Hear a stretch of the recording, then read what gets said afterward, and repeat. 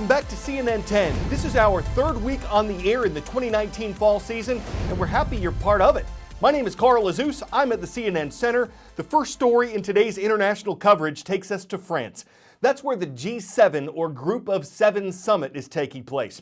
The leaders of these countries represent the 7 largest economies in the world, and the reason they're meeting early this week is to discuss issues that affect those economies and the world in general. For instance, ongoing trade tensions between the United States and China, or a new trade agreement between the U.S. and Japan. That was announced over the weekend by U.S. President Donald Trump and Japanese Prime Minister Shinzo Abe. They said they'd reached a deal in principle on trade, including agriculture and internet business, and they expect to finalize it next month. The Group of Seven began as a Group of 6 back in 1975. It included France, Germany, Italy, Japan, the United Kingdom, and the United States. Canada was added the next year, and Russia was a part of the group starting in 1998. But the country was suspended in 2014 after it took over Crimea, a peninsula bordering the Black Sea. Other members of the group saw Russia's move as illegal. A topic that's been discussed this year is whether Russia should be let back in. U.S. President Donald Trump says he thinks it'd be a positive thing if Russia once again made the G7 a G8. But some European leaders have disagreed with that. No formal plans been made on the issue. The Amazon rainforest has also come up as an international concern because of the wildfires burning there.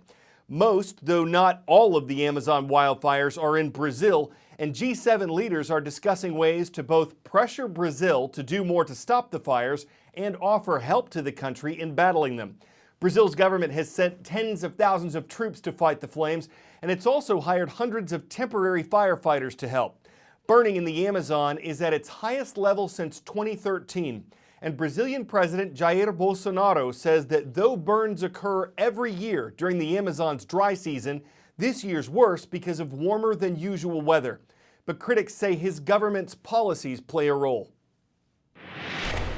This morning, Porto Velho has woken up to a startling change in its environment from just the day before. Let our cameraman just pan around here. You can see the sun red, but literally 24 hours ago, you could see a bit more of this river, frankly, and our visibility, I would say, is down to about maximum half a mile. So we just keep panning in this direction. This is, about an hour after the sun first crept up, and the forest canopy pretty much invisible once you get away from the riverbanks. We're going to turn now over to the other side of the bridge so we can show you exactly what it's like from the other perspective. You could see this river before, and now it's basically just the barges and nothing else. This is a key city in the worst affected state by the forest fires. And I talk to you, my voice is beginning to crack up because of the content of smoke in the air. You can smell it very vividly, and it's a sign of the challenge ahead for President Bolsonaro's 43,000 troops who are on their way here. We saw some military planes landing the day before behind me over there, but the challenge is extraordinary, and it's weather patterns, it seems, really, that are causing smoke to move around. Is there wind? Is there rain? How does this cause this city to be affected like this in just one night? Now, we heard from police yesterday that some of these fires are started deliberately at night indeed. That's when they see the surge in the flames, and that adds to many who say the reason this year is so bad is because the Brazilian government has been saying to people, it's okay to deforest. You can use the Amazon as a source of riches, and that may be the reason why people are out there setting fires at night to create more farming land they can use to grow cattle. We saw that over there to feed the cattle, creating some sense of richness in this broadly poorer part of Brazil. The question, though, is with all the global pressure on the Bolsonaro government, can the army do the job? Well, it's extraordinary that they've been putting pictures of a couple of C-130 aircraft throwing water onto the fires. The sheer volume of flames out there is quite extraordinary. The Pope has called for urgent action here, saying these are the vital lungs of the planet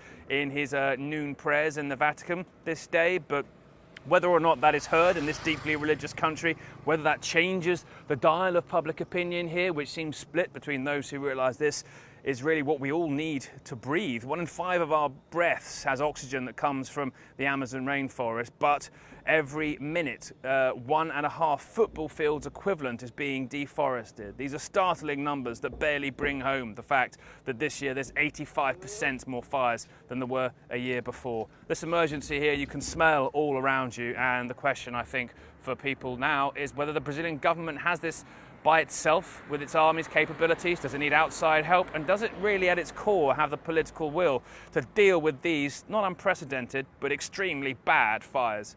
Nick Payton-Walsh, CNN, Porto Velho, Brazil. 10-second trivia. The 2020 Summer Olympic Games are set to be held in what city? Beijing, China, Paris, France, Los Angeles, California, or Tokyo, Japan? The next stop for the Olympics is the capital of Japan. It will be the 4th time that Japan has hosted the Olympics, if you include the Winter Games too, and next year's events will be the 2nd time the Games came to Tokyo. It also staged the summer events in 1964, and those were the first modern Olympics to be held in Asia. An interesting thing about next year's Games is that Japan is planning to use some of the same venues it built for the 1964 Olympics for the 2020 Games. As the city prepares for its future, we're hopping aboard a boat to sail into part of its past. Hundreds of years ago, Tokyo was called Edo, and the city flourished around its waterways. Tokyo was constructed as water city. This area was surrounded by network of water system. While the city eventually transitioned to using more modern infrastructure, such as railroads and highways, many of these historic canals and waterways still exist in the Tokyo we know now. This is my first time being a boat in the river in Tokyo. As I was living in Italy, I've been many times in Venice. Venice is onto the water. But today, we are here in Tokyo, but still, we don't feel like Tokyo is onto the water. Since the Edo period, much of the Tokyo Bay Area has been built from reclaimed land into man-made islands. They took the earth and sand, reclaimed the land, and as a result, these channels now exist. When we think about a man-made land, we think about, okay, maybe Dubai, but actually, Tokyo is much developed onto a man-made land. It's kind of crazy. The city is changing. As you can see, venues like the Athletes' Village are now being built for the 2020 Tokyo Olympics and Paralympics along the river.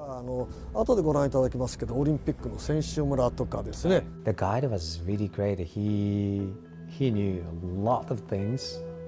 And once we start, cruising, I saw so many new places.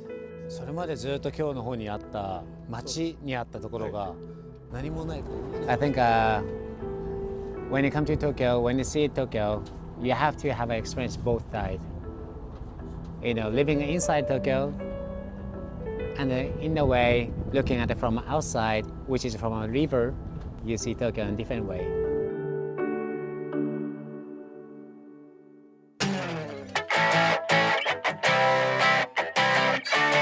For the elite athletes competing in the 2020 Summer Games, we present the medals, or at least a glimpse of what they'll look like. Around 5,000 of them will be made for the Tokyo Olympics. They'll feature Nike, the Greek goddess of victory, on the front, and the Tokyo 2020 logo on the back. What's unique about these is that they'll be made from the gold, silver, and bronze that's stripped from old electronics, including used cell phones. Now, we don't know who made that call, who voiced interest in what some would call a tonally golden idea, but it took more than a silver of creativity and could dial up a strengthened bronze between medalists. I'm Carl Azus, wrapping up today's closing ceremony of CNN 10.